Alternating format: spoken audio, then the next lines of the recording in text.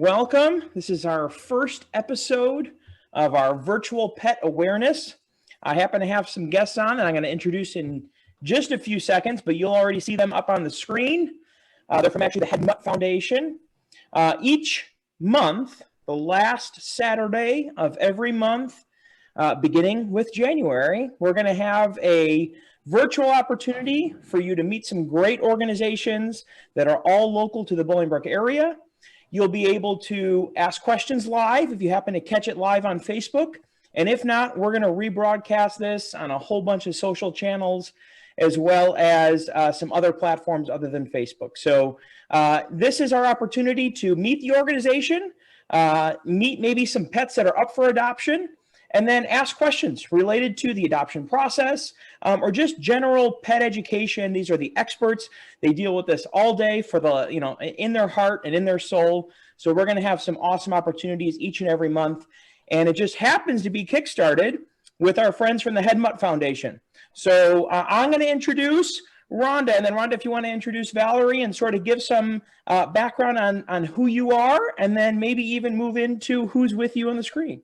Absolutely. Well, thank you so much for having us today. My name's Rhonda, and I'm the president and co-founder of the Mutt Foundation. This is Valerie. She's our vice president and co-founder of the organization.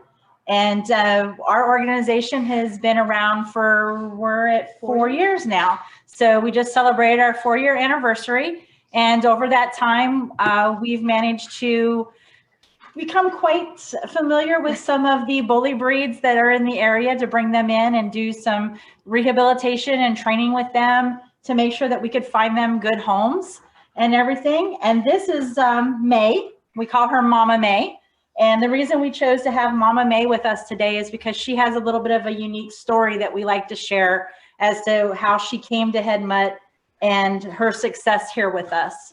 So Mama May was brought into the Bolingbrook Animal Control, actually, with another female and another male dog, and the two females were pregnant, and they both gave birth while they were at the animal control.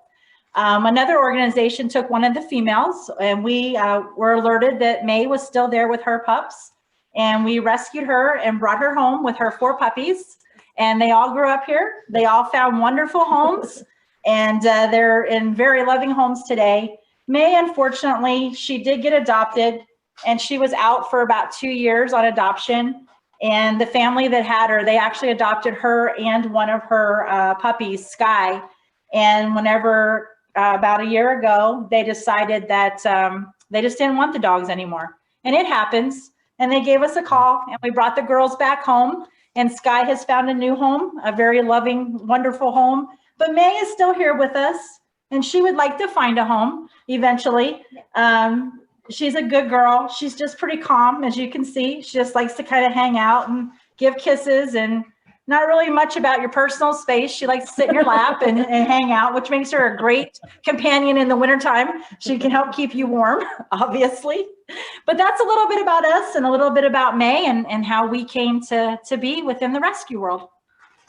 Definitely. So you touched on it briefly, but if you can too, Rhonda, give some background, just because, not that this is only restricted, obviously, to those that live in Bolingbrook, but it was sort of put out there for that purpose. What sort of relationship do you have with animal control, and what do you see happening in Bolingbrook, and what sort of animals do you either go visit or take in from, specifically from Bolingbrook? So typically, like I said, we're a bully breed rescue. So we work primarily with what the society classifies as the pit bull dog, but the pit bull is just a name that people give, and there's 4 different breeds that make up that designation.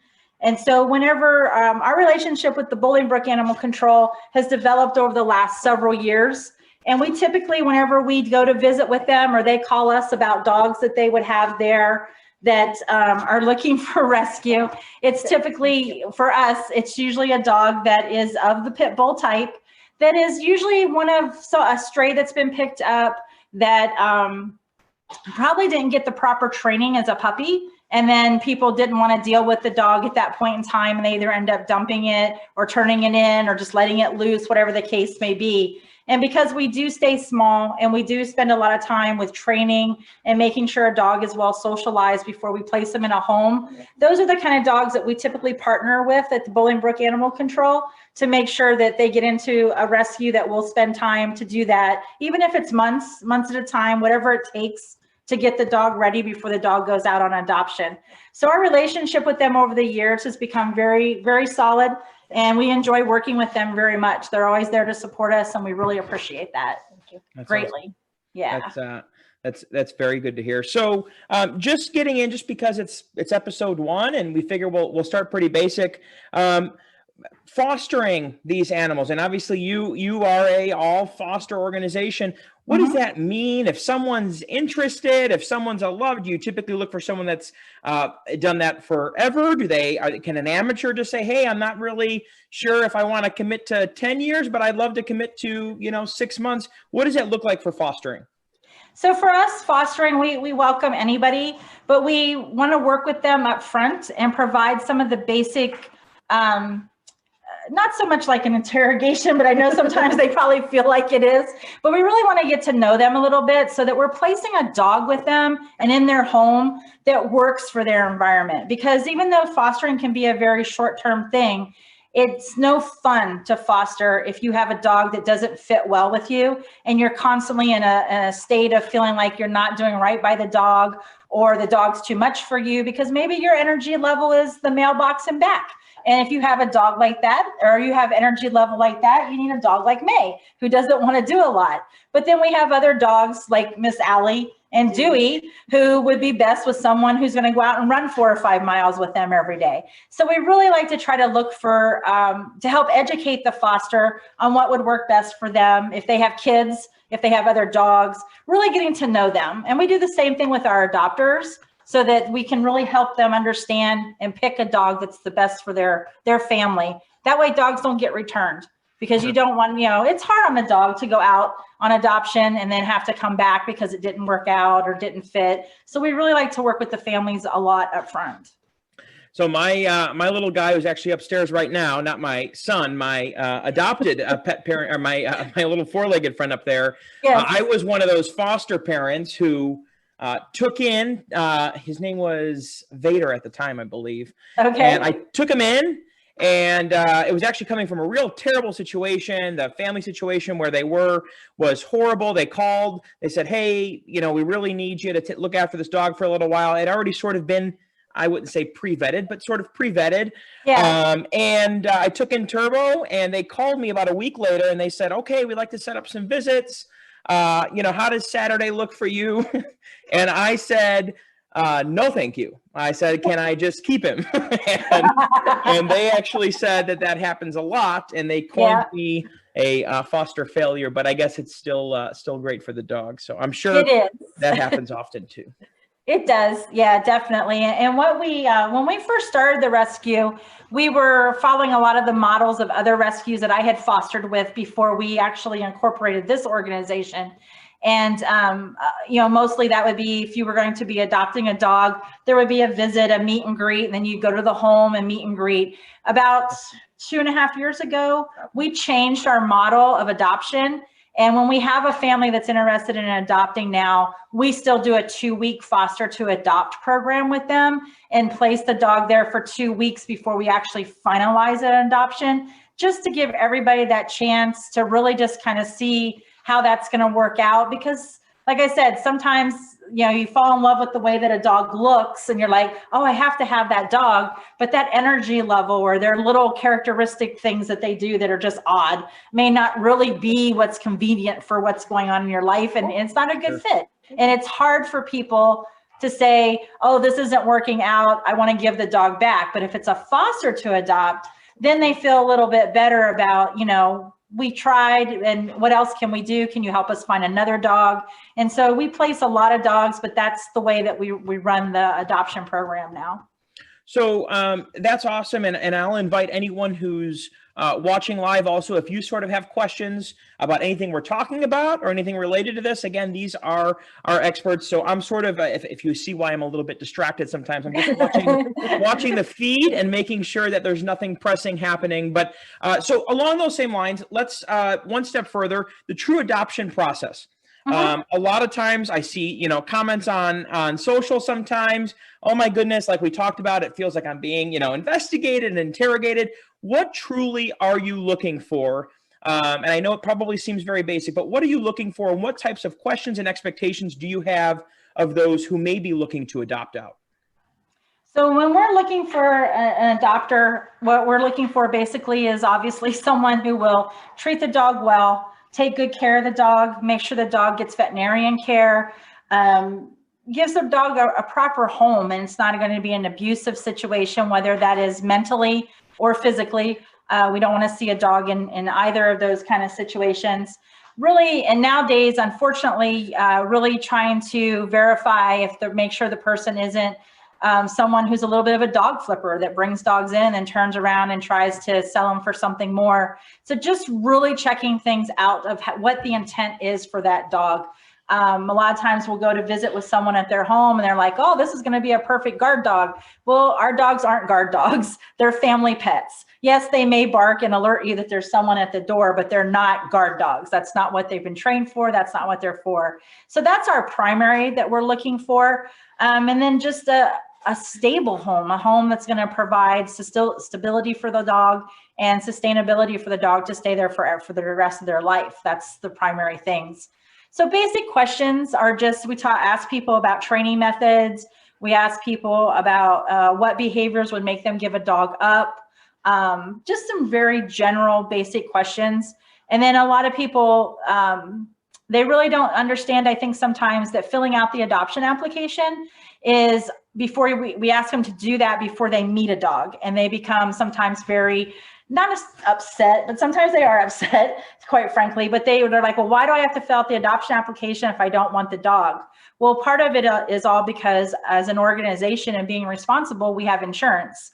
And if they meet a dog and something were to happen during that meet and greet, if we don't have the documentation that's attached to the bottom of the adoption agreement, then our insurance, we're at risk of losing our insurance. We're at risk of not being able to have the insurance help us with anything that would happen. So there is the process of adoption or meeting a dog to fill out that application is very important, because it just plays a part. And if you're working with a rescue who doesn't ask you to take those steps, then I would think about whether or not you're working with a reputable rescue at the same time. So there's a reason why we do all these extra things that we do.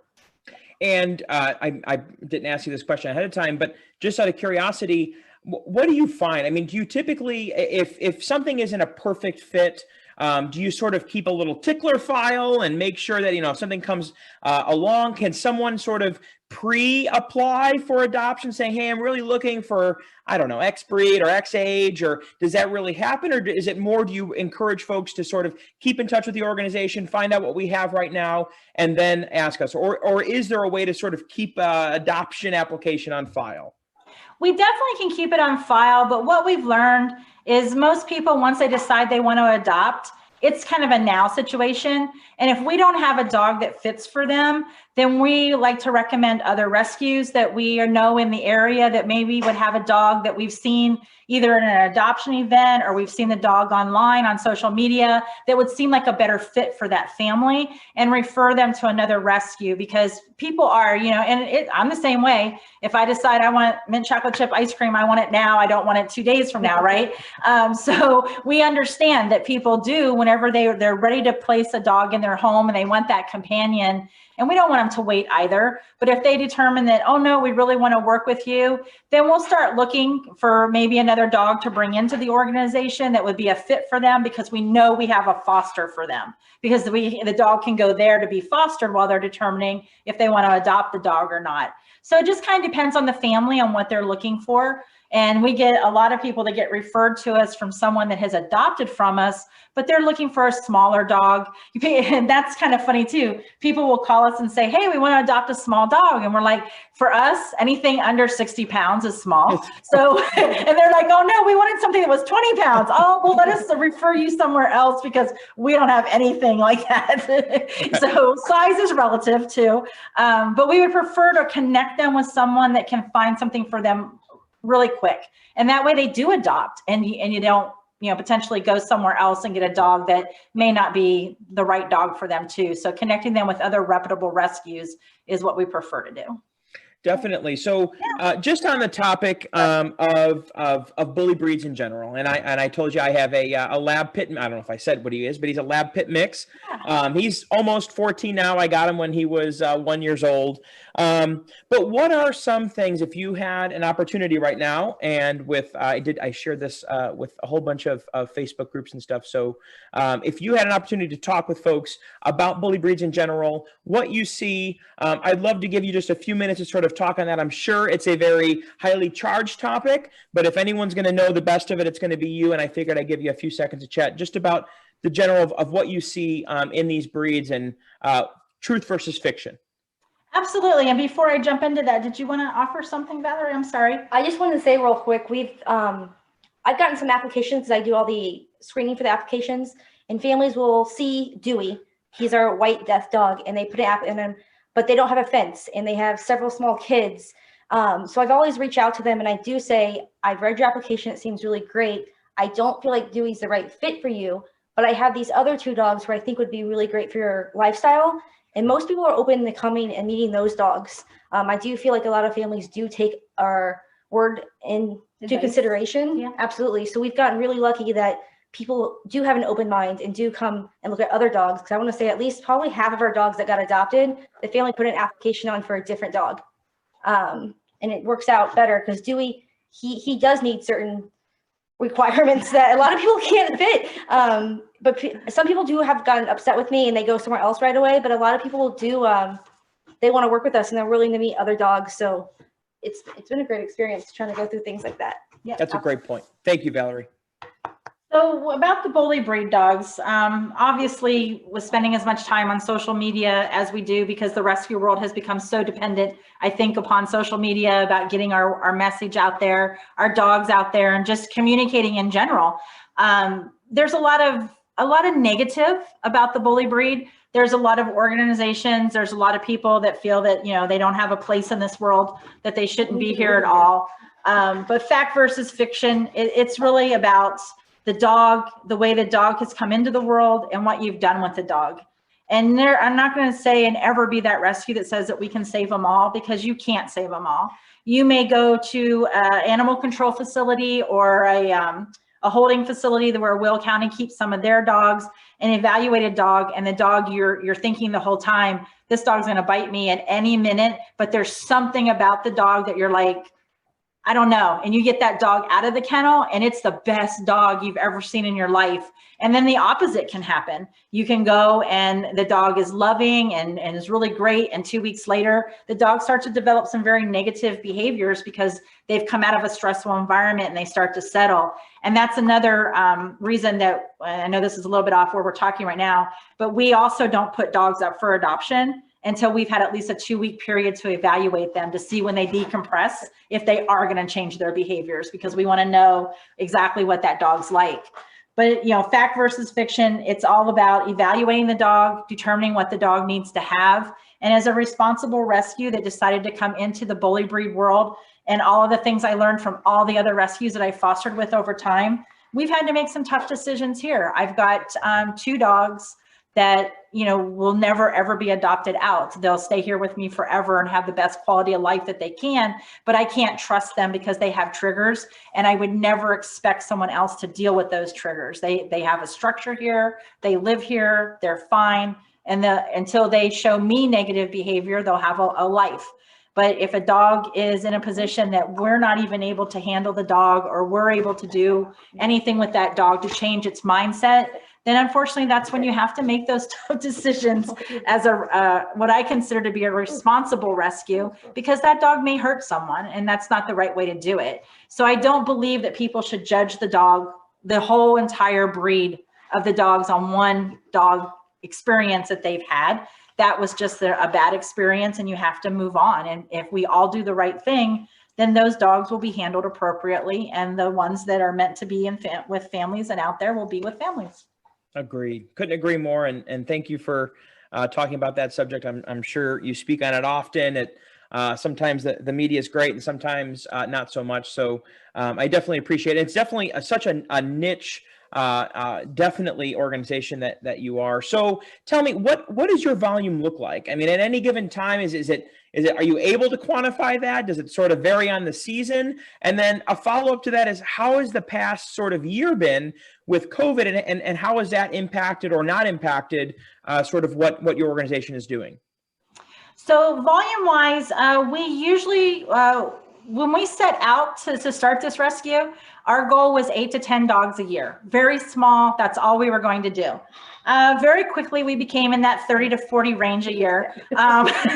It just kind of happened. There's so many dogs with needs and that needed help that it just expanded. But that's about our capacity. We really don't, we're really trying to hold at 30 right now. I think currently we're at 16 or 14 or 16 dogs in the rescue right now. The reason for that is, just to be real frank about the situation, we were planning to move. We were planning to relocate out of the state of Illinois. So we were not pulling dogs the last couple months because it's hard to move dogs across state lines and it's hard to reestablish a rescue. Well, our move has been postponed indefinitely at the moment. So that puts us back on solid ground and moving forward with what we're doing, and not sure, what's going to happen there. So I can see our numbers probably going back up again very quickly. We do have 4 dogs in a sanctuary, what we would consider sanctuary dogs, that will never get adopted out. So those are with us forever. This past year, the changes that we've seen is, one, not being able to have the live interactions with people, with the adoption events, not getting out and being able to let our dogs meet people.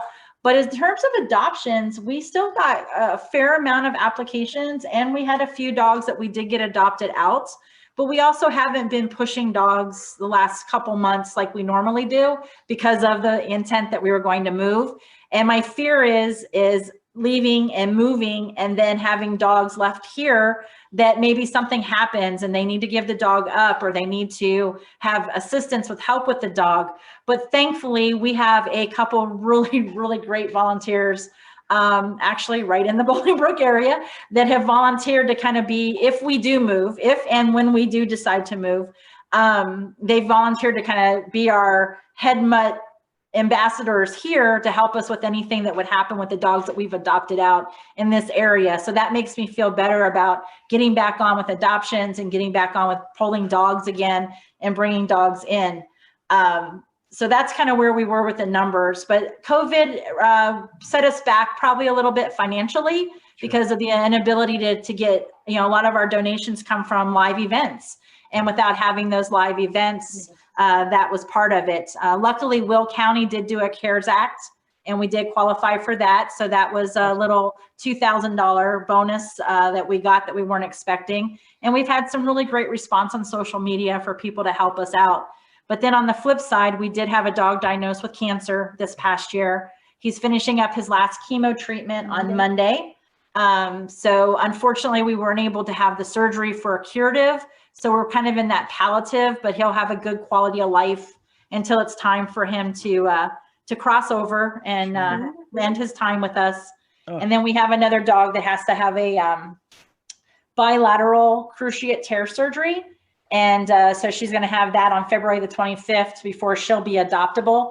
And that runs us, quite a bit. That'll be about $6,000 in surgery right there to repair both of her legs. So that's kind of our downside this year, is just not seeing as many donations. But we've been, working on some grants to help offset that, and some Facebook fundraisers, and it's coming back. People are starting to donate again. So it's getting better. Well, so let's sort of head into there as we sort of tie up the last few minutes. I sort of wanted to going to try to keep these around 30 minutes. We'll see. You're the first episode, but so along those same lines, what support do you need? How can people either listening now or who watch this later, how can they support you? What do you need? And give me your fun stuff, your social media stuff, your website stuff. How can people find you to get in touch with you if they want to adopt out or just support the organization? Absolutely. So I think from what we need is just more recognition in the area of people maybe not knowing who we are. So if those that are watching can go to our page and like it and share it with their friends and just get us more traffic on our page, that would be wonderful. And of course, anytime that we're doing any fundraisers or we're able to have any events, help us share those and promote those so we get more traffic and get people here to be able to visit with us and see the dogs that we have available for adoption. If people are interested in volunteering or fostering, please reach out. You want to talk about our social media sites real good? Valerie manages most of our social media, so she knows that better. We have Facebook, Instagram, Twitter.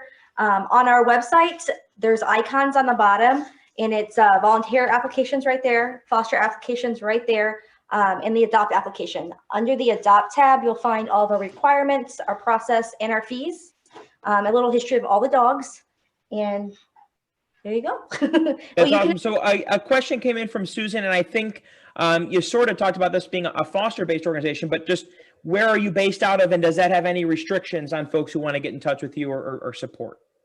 No, I mean, we live in Plainfield, but we're very much involved in the surrounding area and very much involved in all of Will County.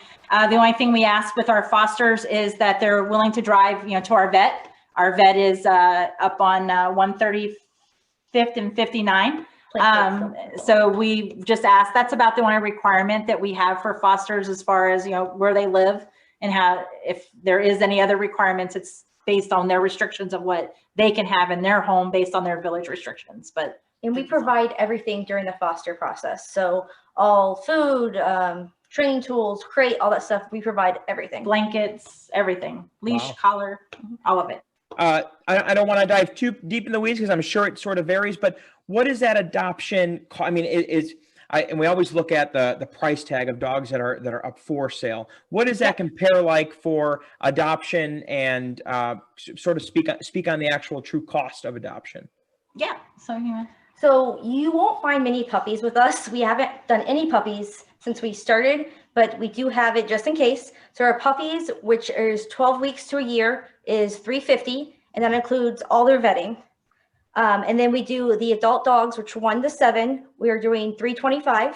Then our senior dogs are $175. Got it. And our vetting includes they're current on all of their vaccinations to include a Lyme's disease, because we're seeing a really huge spike of Lyme's here in Will County. So we've added that to our protocol for all of our foster dogs and our rescue dogs, so that they're on board with that. They're also microchipped, spayed, neutered, and if they've had any medical issues, those have been addressed as well, whether it's dental or, as you heard, we're having 2 bilateral CCL surgery this coming month. Yeah. So whatever the case may be, their medical has been addressed before they're adopted out as well. So and started on monthly preventative. Yes, as well. and they're on heartworm and flea and tick medications at the same time. Yep. Awesome. Absolutely. Well, we kept it about that 30-minute mark. I did want to let folks know too that every month, so the last Saturday of every month, so I believe it's the 27th of February at 2:00, we'll be doing these episodes. In between, if you watch this later, I promised Rhonda that I would check the feed, make sure that she knows if there's a specific question, that we'll go ahead and get those addressed. So feel free in the comments, whether it's live or recorded. I'll watch those for the next few days and make sure we get answers for you. But if not, keep in touch. If I didn't already, I will tag the Head Mutt Foundation in this video on Facebook and anywhere else that we go. This way you can follow them on social. Make sure you give them some love. If you happen to have a few extra bucks laying around, please, I know I see them do things on Facebook as well as through their website. Support support them. It sounds like they're doing this and not only because they were almost going to move. By the way, I did not know that, and you can't move. I just found out that they're quite right down the road from me in Bolingbrook. So good to know that you're so close. And I'm not sure I can take many if you leave, but you better believe that I will find you some help in the event that you ever decide that you have to get out of the state. But in any case, I want to thank both of you for coming on today. Is there anything that you want to add before I sort of close this out? Actually, there is. I forgot about one thing. We also run a program called Help Feed the Vet's Pets.